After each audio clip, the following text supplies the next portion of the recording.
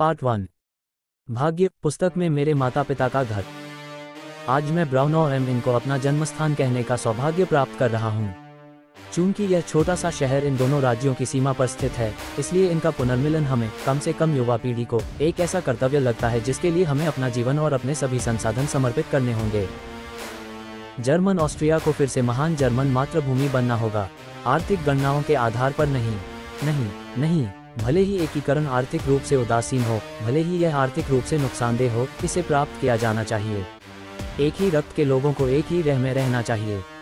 German लोगों को औपनिवेशिक नीति में भाग लेने का कोई अधिकार नहीं है जब तक कि उनके सभी बच्चे एक ही राज्य में एकजुट न हो जाएं। यदि रह का क्षेत्र सभी जर्मनों को समायोजित नहीं कर सकता और उनकी आजीविका सुनिश्चित नहीं कर सकता, तो नैतिक अधिकार लोगों की विदेशी भूमि के स्वामित्व की आवश्यकता से उत्पन्न होता है। तब हल तलवार बन जाता है। युद्ध के आंसू अगली पीढ़ी को रोजमर्रा की आजीविका प्रदान करेंगे। इस प्रकार ये छोटा सा सीमावर्ती शहर मुझे एक महान मिशन का प्रतीक लगा, लेकिन एक अन्य अर्थ में ये हमारे समय से संबंधित एक सबक की ओर भी इशारा करता है। 100 साल पहले ये सुदूर स्थान एक दुखद त्रासदी का स्थल था जिसने पूरे जर्मन राष्ट्र को झकझोर दिया था, और इसे हमेशा याद रखा जाएगा।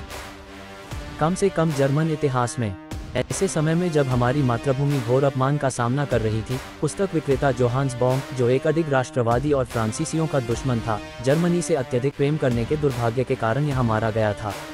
उसने अपने साथियों या इस घटना के मुख्य रूप से जिम्मेदार लोगों का नाम बताने से जिद की।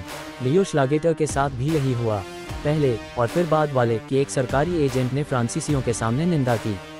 इस अवसर पर अनादर के लिए बदनाम होने वालों में ऑक्सबर्ग के पुलिस निदेशक और बाद में श्री सेवरिन के अधीन रीच के नए जर्मन अधिकारी शामिल थे।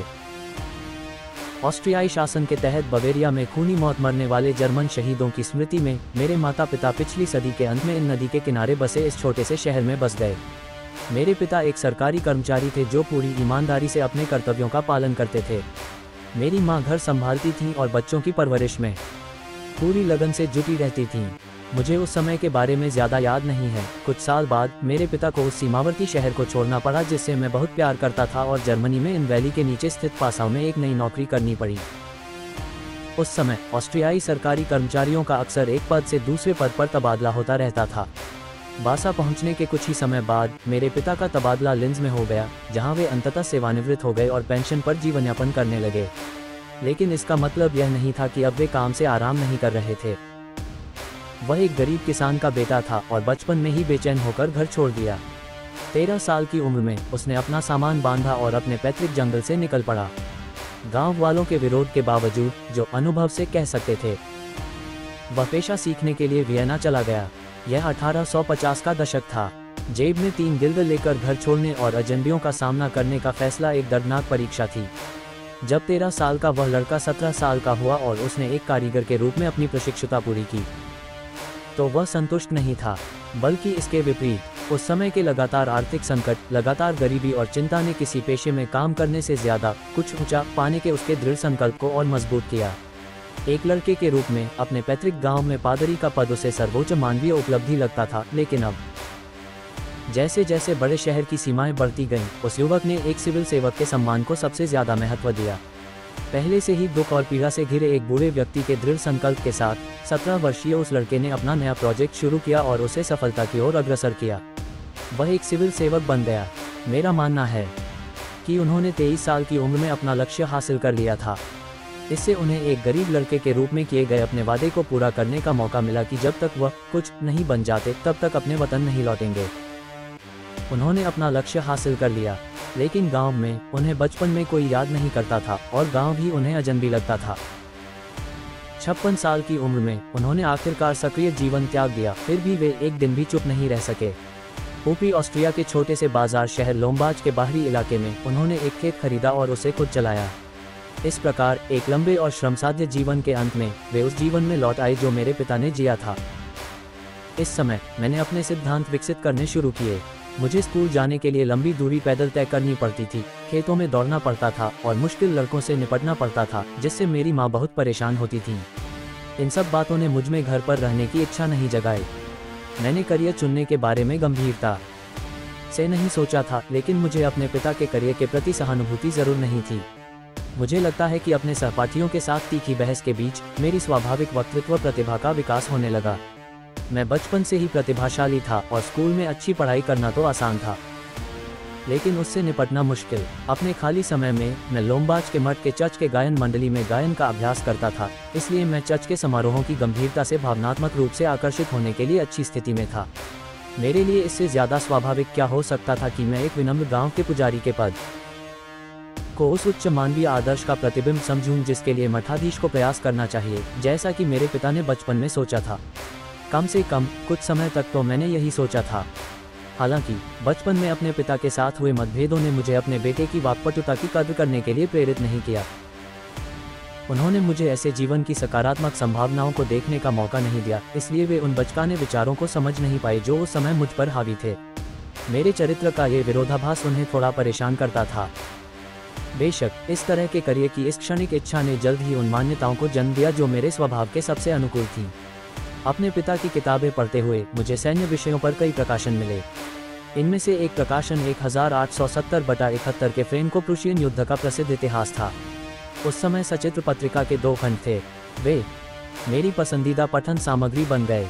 कुछ समय बाद यह महान और वीरतापूर्ण संघर्ष मेरे विचारों में और भी तेजी से उभरने लगा। उसके बाद युद्ध या सेना से जुड़ी हर चीज़ में मेरी रुचि बढ़ती गई। लेकिन फ्रेंको-प्रुशियन युद्ध का इतिहास मेरे लिए अन्य कारणों से भी विशेष महत्व रखता था। पहली बार फिर भी कुछ स्पष्ट रूप से ये प्रश्न उठा, क्या इस युद्ध में भाग लेने वाले जर्मनों और अन्य जर्मनों के बीच कोई अंतर था, और यदि हाँ तो वह क्या था? ऑस्ट्रिया ने भाग क्यों नहीं लिया? मेरे पिता और अन्य लोग इस युद्ध में क्यों नहीं लड़े? क्या हम अन्य जर्मनों की तरह नहीं हैं? क्या हम सब एक नहीं हैं? ये पहली बार था जब इस समस्या ने मेरे छोटे से दिमाग पर कब्जा किया। मुझे अपने सबसे अनिच्छुक प्रश्नों के उत्तरों को ईर्ष्या से मन ही मन स्वीकार करना पड़ा कि सभी जर्मन बिस्मार्क के साम्राज्य में शामिल होने के लिए इतने भाग्यशाली नहीं थे। मुझे ये बात समझ नहीं आई। मैंने पढ़ाई करने का फैसला किया। मेरे पिता ने निष्कर्ष निकाला कि मेरे सामान्य चरित्र और विशेष रूप से मेरे स्वभाव को देखते हुए लिस्सियम के शास्त्रीय विषय मेरी स्वाभाविक क्षमताओं के अनुकूल नहीं थे। उन्होंने सोचा कि रियल स्कूल मेरे लिए अधिक उपयुक्त होगा। चित्रकला में मेरी स्पष्ट प्रतिभा ने इस दृष्टिकोण को पुष्ट किया। उनकी राय में ऑस्ट्रियाई व्यायामशाला में चित्रकला सबसे उपेक्षित विषय था। शायद अपने कठिन जीवन की यादों ने उन्हें शास्त्रीय अध्ययन को असंभव मानने के लिए प्रेरित किया, और इसलिए उन्होंने उसे अधिक महत्व नहीं दिया। उनके मन में था कि उनका बेटा भी एक सिविल सेवक बने। वास्तव में उन्होंने मेरे लिए यह पेशा चुना। अपने जीवन के निर्माण में आने वाली कठिनाइयों ने उन्हें अपनी सफलताओं को बढ़ा चढ़ाकर बताने पर मजबूर कर दिया, क्योंकि वे उनके अपने अथक प्रयासों और ऊर्जा का परिणाम थीं। स्वनिर्मित व्यक्ति के अभिमान ने उन्हें ये सोचने पर मजबूर कर दिया कि उनके बेटे को भी यही पेशा अपनाना चाहिए, और हो सके तो उसमें ऊंचा मुकाम हासिल करना चाहिए। यह विचार इस बात से और भी पुष्ट हुआ कि उनके अपने जीवन के प्रयासों के फलस्वरूप ही उनके बेटे को भी यही पेशा अपनाने का मौका मिला था। वह सोच भी नहीं सकते थे कि मैं किसी ऐसी चीज़ को ठुकरा दूंगा जो उनके जीवन में इतनी महत्वपूर्ण थी। मेरे पिता का निर्णय सरल, दृढ़, स्पष्ट और उनकी नज़र में साधारण था। उनके जैसा व्यक्ति जो अस्तित्व के अपने कठिन संघर्ष से तानाशाह बन गया था, अपने अनुभवहीन और गैर जिम्मेदार युवा साथियों को अपने जीवन का फैसला खुद करने देने की कल्पना भी नहीं कर सकता था। यह एक गंभीर और शर्मनाक कमजोरी होती जो अपने ही बेटे के भविष्य के बारे में माता पिता के अधिकार और जिम्मेदारी के निर्वहन में उनके विशिष्ट कर्तव्य बोध के बिल्कुल विपरीत होती। यह अलग होना ही था। अपने जीवन में पहली बार तब मैं 11 साल का था, मुझे खुलकर अपना विरोध व्यक्त करना पड़ा। जिस तरह मेरे पिता ने अपनी योजनाओं और विचारों को कठोरता और दृढ़ता से लागू किया था, उनका बेटा भी उतना ही जिद्दी था और उन विचारों को स्वीकार करने से इनकार कर देता था जिन्हें वह तुच्छ या बेकार समझता था। मैं कोई सरकारी कर्मचारी नहीं हूँ। कोई भी अनुनय विनय, कोई भी कड़ी चेतावनी इस प्रतिरोध को नहीं तोड़ सकती। मैं कभी सरकारी कर्मचारी नहीं बनूंगा। मेरे पिता ने मुझे अपना जीवन दिखाने और मेरे पेशे के प्रति प्रेम और चाहत जगाने की जो भी कोशिश की, उसका उल्टा असर हुआ। ये सोचकर दुख होता है कि एक दिन मैं ऑफिस की कुर्सी से बंधा रहूंगा, अपना खाली समय खुद नहीं बिता पाऊंगा और जिंदगी भर फॉर्म भरता रहूंगा। आज के ज़माने में अच्छा लड़का कहे जाने वाले एक नौजवान के मन में ऐसी संभावना ने क्या क्या विचार जगाए होंगे, इसकी कल्पना ही की जा सकती है। हमें मिली बेहद साधारण शिक्षा ने मुझे घर से ज़्यादा बाहर समय बिताने की इजाज़त दी। आज जब मेरे राजनीतिक दुश्मन बचपन से ही मेरे जीवन की छानबीन करते हैं, तो मैं ईश्वर का शुक्रगुजार हूँ कि मैं आखिरकार उन खुशनुमा दिनों को याद कर सकता हूँ और उन्हें साबित कर सकता हूँ कि उनकी यादें काम की हैं और हिटलर ने अपनी जवानी में कितनी बुरी चालें चली थीं। उस समय खेत और जंगल ही सारे संघर्षों का केंद्र बन गए थे। रियल स्कूल न जाने से मेरे समय बिताने का तरीका भी बदल गया, लेकिन अब मुझे एक नई लड़ाई की ज़रूरत थी। जब तक मेरे पिता की मुझे सिविल सेवक बनाने की योजना मेरी अपनी इच्छा के विपरीत थी, तब तक संघर्ष सहना आसान था। मैंने अपनी निजी राय सावधानी से व्यक्त की ताकि बार बार होने वाली बहस से बच सकूं। सिविल सेवक न बनने का मेरा अपना फैसला मुझे कुछ समय के लिए शांत करने के लिए काफ़ी था। मैं उस फैसले पर अड़ा रहा, लेकिन मेरे पिता की उस सकारात्मक योजना के कारण स्थिति और भी जटिल हो गई जिसका मैंने विरोध किया था। ये तब हुआ जब मैं 12 साल का था। मैं ठीक नहीं बता सकता कि यह कैसे हुआ, लेकिन मुझे पता था कि एक दिन मैं एक चित्रकार, एक कलाकार बनूंगा। मेरी चित्रकारी की क्षमता को पहचाना गया। यही एक कारण था कि मेरे पिता ने मुझे रियल स्कूल भेजा, लेकिन उन्होंने कभी नहीं सोचा था कि मैं इस क्षमता को विकसित करूंगा और चित्रकला को अपना पेशा बनाऊंगा।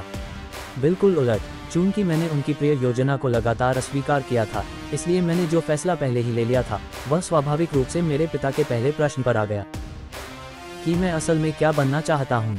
मेरे पिता एक पल के लिए चुप हो गए। एक चित्रकार, एक कलाकार या एक चित्रकार? उन्होंने आश्चर्य से पूछा।